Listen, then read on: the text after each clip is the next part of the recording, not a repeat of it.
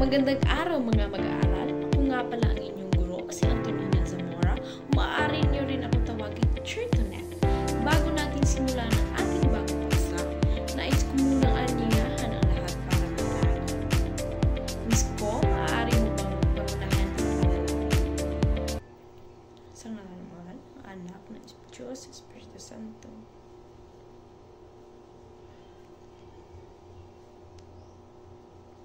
Amen. Ngalang Ama, ng Anak, ng Diyos, Espiritu Santo. Amen. Ngayon ay tatalakayin natin ang isang mahalagang paksa ng asignaturang edukasyon sa pagpapakatao. Ang ating aralin ay pinamagatang konsensya bilang gabay sa moral na pagpapasya. Bilang gabay sa ating pag-aaral, narito ang mga layunin ng ating aralin. Una, maipaliwanag ang kahulugan ng konsensya. Ano nga ba ito? At bakit ito mahalaga sa ating pagkatao? Pangalawa, matukoy natin ang papel ng konsensya sa moral na pagpapasya, paano ito tumutulong sa atin sa paggawa ng mabuti at tamang desisyon. Pangatlo, may ipakita natin ang paggamit ng konsensya sa mga pang-araw-araw na sitwasyon, mula sa simpleng gawain hanggang sa mahalagang desisyon sa ating buhay. Ngayon, bago tayo dumiretso sa talakayan, nais ko muna mag-iwan ng isang tanong para sa inyo. Handa na ba kayo? Ito ang tanong. Kung may nakita kang kaklase na nandaraya sa pagsusulit, ano ang gagawin mo? Ito ba ay isusumbong mo sa inyong guro? Pagsasabihan mo ba siya? O mananahimik ka na lang? Miss ka, maaari ko bang marinig ang iyong sagot? Tama. Ang ganitong sitwasyon ay isang halimbawa kung saan gumagana ang ating konsensya. Kapag may nakita tayong mali, tulad ng pandaraya, natural na may boses sa loob natin ang nagsasabing, hindi ito tama. Kailangan nating kumilos. Iyan ang tinatawag nating konsensya. Ang ating panloob na damdamin o pakiramdam na nagtuturo kung ano man ang tama at mali. So ano nga ba ang konsensya? Maaari niyo bang basahin ang nasa ibaba?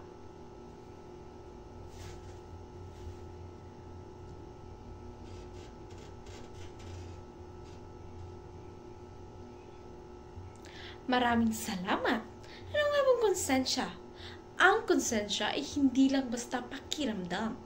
Isa itong kakayahan ng ating isipan, puso na gumagabay sa ating moral na pagpapasya. Bago tayo kumilos, tinutulungan tayo ng konsensya na tanungin ang ating sarili. Tama ba ito? Makakasama ba ito sa akin o sa kapwa?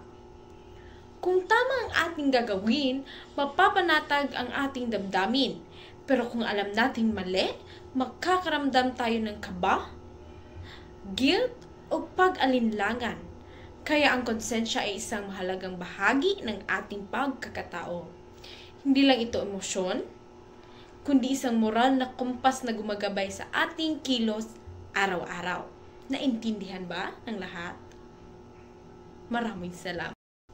So dumako naman tayo dito sa susunod na bahagi, halimbawa ng gamit ng konsensya. Halimbawa, may naiwan na cellphone sa upuan ng jeep. Walang ibang naghahanap nito sa oras na iyon. Isasauli mo ba o itatago na lang? Sa sitwasyong nito, walang ibang tao ang nakakilala sa iyo. Maaring walang makakalam kung ano ang gagawin mo. Pero dito pumapasok ang gamit ng konsensya. Ito ang tinig sa loob natin na tumutulong sa ating makilala kung alin ang tama at mali. Mga epekto nito. Kung itatago mo ang cellphone, baka pagsamantala kang makinabang. Pero mali ito at maaring bumalik sa iyo ang masamang epekto. Guilt ka o mahuli ka. O kung isasauli mo, ipapakita mong may malasakit ka sa kapwa at marunong kang gumawa ng tama kahit walang nakakita. Mapupulot nating aral, ipinapakita ng sitwasyon na ang konsensya ay gabay natin sa moral na pagpapasya. Hindi lamang may nakakita, kundi alam natin sa sarili natin na tama. Bakit nga ba mahalaga ang konsensya? Ang konsensya ay mahalaga dahil ito ay nagsisilbing gabay sa paggawa ng mabuti. Kapag tayo ay nahaharap sa isang desisyon, ang konsensya ay nagtuturo sa atin kung alin ang tama at makatao. Parang ilaw, ito ang gitna ng dilim. Ginagabayan tayo para hindi tayo maligaw ng landas. Pangalawa, mahalaga rin ang konsensya dahil tumutulong ito upang maiwasan natin ang mali. Kapag may naisip tayong gawin at alam nating hindi tama, tulad ng pagsisinungaling o pananakit, ang konsensya ang bumubulong sa atin ng paalala na ito ay hindi dapat. Kaya nito tayo pinipigilan bago tayo makagawa ng masamang desisyon. Pangatlo, at higit sa lahat, pinapayaman nito ang ating pagkatao at integridad. Kapag palagi nating pinapakinggan at sinusunod ang ating konsensya, nabubuo ang ating pagkatao bilang isang mabuting tao, tapat, makatarungan at may respeto sa sarili at sa kapwa. Dito rin lumalalim ang ating pagkilala sa kung ano ang tama at mali, na mahalaga sa pagiging ganap na tao. At ngayon naman ay susubukan ko ang inyong mga natutunan sa aking nileksyon at sa ating paksa ngayon. Narito ang mga panuto ng inyong gagawin. Handa na ba kayo? Okay.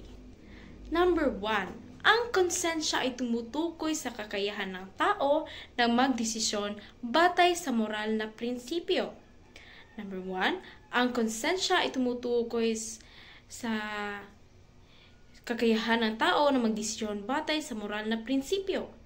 Pangalawa, ang moral na pagpapasya ay walang kinalaman sa ating mga nararamdaman. Pangatlo, ang konsensya ay hindi nagbabago o nahuhubog sa panlabas na panahon. Pang-apat, ang mga pagkakamali sa moral na pagpapasya ay maaaring magdulot ng negatibong epekto sa sarili at sa ibang tao. Pang-lima, ang konsensya ay isang gabay lamang at hindi natin kinakailangan. Pang-anim, ang tamang moral na desisyon ay palaging makikinabang ang nakararami. Pang-pito, ang konsensya ay isang likas na katangian na hindi natin kayang baguhin. Pang-pito, ang konsensya ay isang likas na katangian na hindi natin kayang baguhin. Pang-walo, ang moral na pagpapasya ay isang proseso ng pag-iisip bago kumilos o magdesisyon.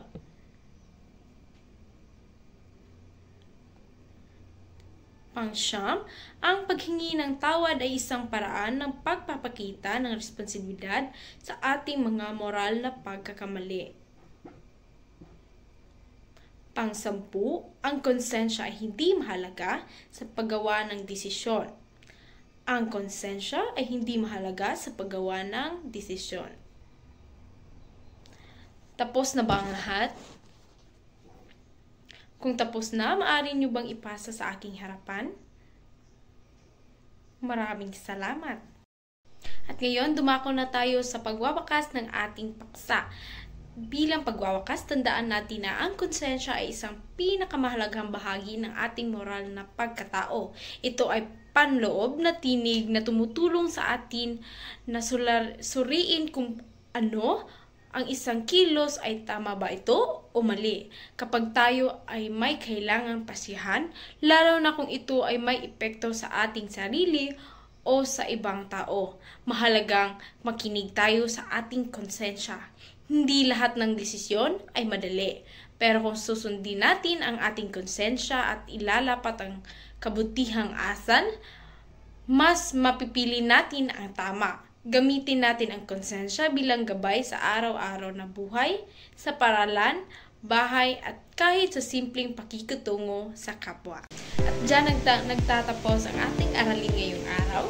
Diyos ko, pwede mo bang pangunahan ng ating magwawakas na dasal? Sa ngalan ng Ama, ng Anak, ng Espiritu Santo.